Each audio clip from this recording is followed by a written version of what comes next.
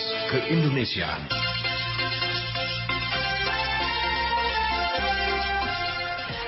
Selamat pagi Indonesia, selamat pagi pendengar dimanapun Anda berada. Anda masih mendengarkan Pro 3 RRI. Dan seperti biasa Indonesia Pagi akan kita awali dengan dialog agama Islam bersama dengan Kiai Haji Arif Rahman Hakim MA, pengasuh Pondok Pesantren Al-Hidayah Depok. Ya, kita sapa langsung Kiai Haji Arif Rahman Hakim MA, pengasuh Pondok Pesantren Al-Hidayah Depok. Selamat pagi, Assalamualaikum Pak Kiai. Waalaikumsalam warahmatullahi wabarakatuh. Di pagi ini masih bicara tentang dosa-dosa besar, kali ini berlebih-lebihan dalam agama atau gulu ya Pak. Gulu. Baik, seperti apa penjelasannya untuk pendengar? Silakan Pak Kiai. Bismillahirrahmanirrahim. Alhamdulillahi rabbil alamin. Wassalatu wassalam ala asrafil anbiya wal mursalin. Sayyidina Muhammadin wa ala alihi wa ashabihi ajma'in. Al-ghuluwu fid din. Sikap berlebih-lebihan terhadap agama.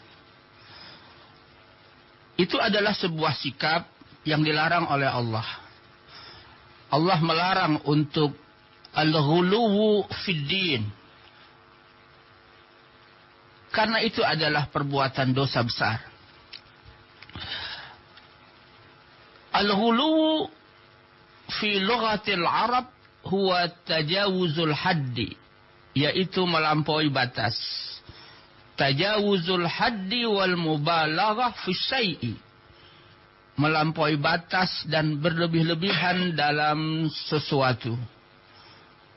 Wat tasdid fihi bitajawuzil haddi fil i'tiqadi wal ibadah. Mempersulit diri, memperberat diri dengan melakukan hal-hal yang melampaui batas di dalam beragama, fil i'tiqadi wal ibadah, di dalam i'tiqad dan di dalam ibadah. Rasulullah Shallallahu Alaihi Wasallam melarang untuk bersikap al-ghuluwu fid din, berlebih-lebihan di dalam agama. Beliau bersabda, "Iyyakum wal ghuluwa." Jauhkanlah al-ghulu, hindarkanlah al-ghulu, sikap berlebih-lebihan di dalam agama. Fa inna ma halaka man kana qablakum bil ghuluwi fid dini. Sungguh telah binasa orang-orang sebelum kalian karena al-ghuluwu fid din, berlebih-lebihan di dalam agama. Oleh karena itulah Nabi kita Muhammad sallallahu alaihi wasallam berwasiat, beliau berpesan, la tatruni kama atarratin nasara ibna Maryam. Innama ana abdun faqulu abdullahi wa rasuluh. La tatruni, jangan engkau memuji aku berlebih-lebihan. Jangan engkau menyanjung aku berlebih-lebihan. Kama atarratin nasara ibna Maryam. Sebagaimana orang-orang Nasrani telah memuji anak Maryam, putra Maryam, yaitu Isa alaihi salam, dengan berlebih-lebihan sehingga sampai menjadikannya ibnullah, sebagai menjadikannya anak Tuhan. Dari posisi kenabian terlalu amat sangat tinggi, akhirnya merubah menjadi posisi ketuhanan. Maka beliau tidak mau disanjung, dipuji terlalu berlebih-lebihan. Sebagaimana orang-orang Nasrani telah menyanjung putra Maryam amat sangat berlebihan sehingga memposisikannya sebagai ibnullah, sebagai anak Tuhan, bahkan sebagai Tuhan. Maka beliau berpesan, fatakulu fakulu, maka katakanlah Abdullah, sebagai hambanya Allah, wa Rasulullah, sebagai Rasul Allah, sebagai utusan Allah subhanahu wa ta'ala. Qul ya ahlal kitabi la taglu fi dinikum ghairal haqqi. Allah berfirman, katakanlah wahai ahlul kitab, la taglu fi dinikum ghairal haqq. Janganlah kalian al-ghulu fid din, berlebih-lebihan di dalam agama, ghairal haqq, tanpa kebenaran. Dalam sebuah riwayat hadis Nabi kita Muhammad sallallahu alaihi wasallam, ada 3 orang yang mendatangi rumah istri Nabi Muhammad sallallahu alaihi wasallam. Jaa salasatu rahtin ila buyuti azwajin Nabi sallallahu alaihi wasallam. Yas'aluna an ibadatin Nabi. Mereka bertanya kepada istri-istri Nabi bagaimana ibadah Nabi, bagaimana ibadah Rasul Muhammad sallallahu alaihi wasallam. Maka dijelaskanlah oleh para istrinya, amat sangat luar biasa Nabi di dalam beribadah. Bahkan dalam sebuah riwayat hadis dikatakan oleh istri beliau tahajud malam, salat malam, berlama-lama berdiri hatta tatafattara qadamahu, kedua telapak kaki beliau itu bengkak-bengkak. Maka setelah orang-orang tadi mendapatkan informasi tentang luar biasanya mujahadah Nabi di dalam beribadah, falamma ukhbiru ka'annahum taqaluha, mereka seakan-akan merasa kecil. Lalu mereka mengatakan, aina nahnu minan nabi, kalau begitu kami di mana? Bagaimana kami, di mana kami? Dibandingkan dengan Rasul Muhammad sallallahu alaihi wasallam, qad ghafara lahu ma taqaddama min dzambihi wa ma ta'akhkhar. Sementara beliau sudah mendapatkan garansi diampuni dosa yang telah lalu dan dosa yang akan datang. Maka salah seorang dari mereka berkata, amma ana fa usolli al-laila abada. Aku ingin sholat malam terus, ingin tahajud malam terus. Aku tidak mau tidur, kata dia. Wa qala al-akhar, yang satu lagi berkata, wa ana asumud dahra wala uftiru. Aku akan berpuasa sepanjang tahun dan aku tidak mau berbuka.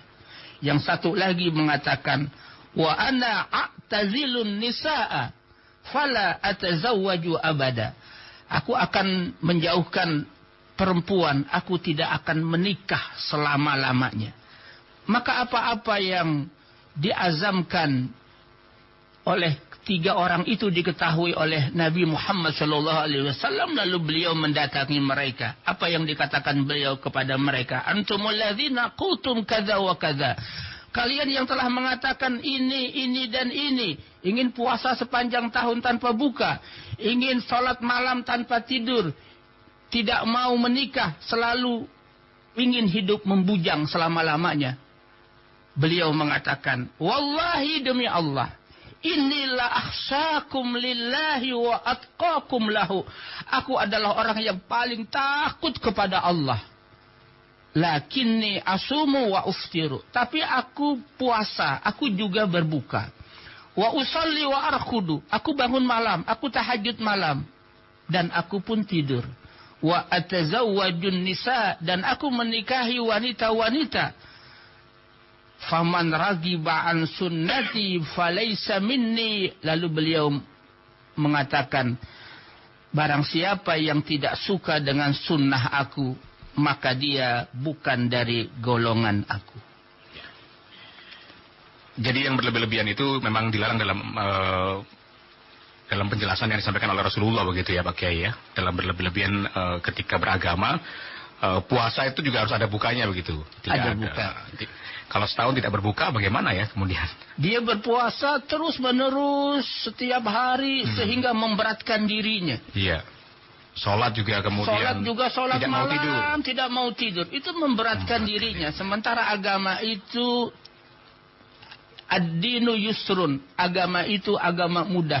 Jangan memperberat diri, jangan mempersulit diri. Allah tidak menyukai hambanya yang tasdid, yang mempersulit diri, yang memberatkan diri dalam ibadah. Ya. Badan kita punya hak, istri kita punya hak, mata kita punya hak, kita beribadah dalam kaitan dengan penguatan spiritualitas, tapi kita juga ada hal-hal secara materialis, yakni sisi-sisi ada kebutuhan badan kita yang mesti memenuhi hak. Apa hak badan?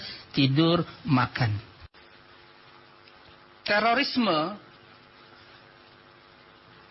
itu bukanlah ajaran agama. Karena Islam diturunkan sebagai rahmatan lil alamin, menebarkan kasih sayang. Terorisme dengan meletakkan bom, menghancurkan bangunan, sehingga banyak orang-orang yang meninggal yang tidak berdosa. Islam sama sekali tidak mengajarkan terorisme, apalagi dilakukan di Indonesia sebagai sebuah negeri yang aman dan damai. Alhamdulillah negeri kita damai dan aman. Mudah-mudahan Allah senantiasa berikan negeri kita penuh dengan kedamaian. Maka sama sekali terorisme adalah sebuah perbuatan yang tidak diajarkan oleh agama, karena Islam adalah rahmatan lil alamin, menjadi rahmat untuk seluruh alam. Oleh karena itulah, mengapa timbul terorisme? Karena ada al-ghulu fiddin, karena bersikap berlebih-lebihan terhadap agama, sehingga timbullah sikap al-ghulu fiddin yang disebabkan oleh ketiadaan pemahaman Islam secara benar. Memaknai jihad pada akhirnya tidak menempatkannya pada pemaknaan yang benar. Maka jihad itu bukanlah terorisme. Maka kalau orang melakukan terorisme dengan dalih berjihad, ingin saya katakan bahwa itu bukan jihad, itu adalah jahat. Karena mengorbankan banyak orang. Maka sama sekali Islam tidak membenarkan ajaran terorisme. Karena terorisme itu adalah melakukan kezaliman terhadap orang banyak. Rasulullah SAW melarang orang untuk al-ghulu fiddin, berlebih-lebihan di dalam agama, di dalam melaksanakan agama. La tusaddidu, jangan kalian mempersulit diri, jangan kalian memperberat diri. Inna dina yusrun, sesungguhnya agama itu adalah mudah. Yuridullahu bikumul yusra wa la yuridu bikumul usra. Allah menghendaki kemudahan di dalam melaksanakan agama, di dalam beribadah. Allah tidak menghendaki kesulitan. Maka puasa, Rasul tidak menyuruh orang untuk puasa yang berlebih-lebihan. Bahkan beliau menganjurkan puasa Nabi Daud. Hari ini puasa, besok tidak. Kemudian puasa, kemudian tidak. Beliau malah lebih senang seperti itu. Itu puasa yang tidak memberatkan. Kalau Senin Kamis? Kalau Senin Kamis malah beliau sangat menganjurkan. Senin Kamis itu adalah sebuah amalan yang disunahkan oleh Rasulullah SAW, yaitu puasa hari Senin dan puasa hari Kamis. Itu adalah sebuah amalan sunnah yang sangat tinggi nilainya, dan itu sangat dianjurkan oleh Rasulullah, dan itu tidak berlebih-lebihan. Yang berlebih-lebihan adalah puasa sepanjang tahun tanpa berbuka. Maka beliau lebih senang puasanya Nabi Daud alaihi salam, termasuk puasa hari Senin dan hari Kamis. Ya. Baik, semoga apa yang kita bisa sampaikan Pak Kiai pada pagi ini bisa membawa manfaat dan juga pengetahuan untuk seluruh masyarakat, terutama pendengar kita di Pro 3, bahwa berlebih-lebihan dalam agama itu dilarang begitu ya, dan termasuk juga merupakan dosa besar. Merupakan dosa besar. Baik, semoga membawa manfaat untuk seluruh pendengar. Terima kasih banyak untuk penjelasannya. Selamat pagi, Assalamualaikum warahmatullahi wabarakatuh. Waalaikumsalam warahmatullahi wabarakatuh.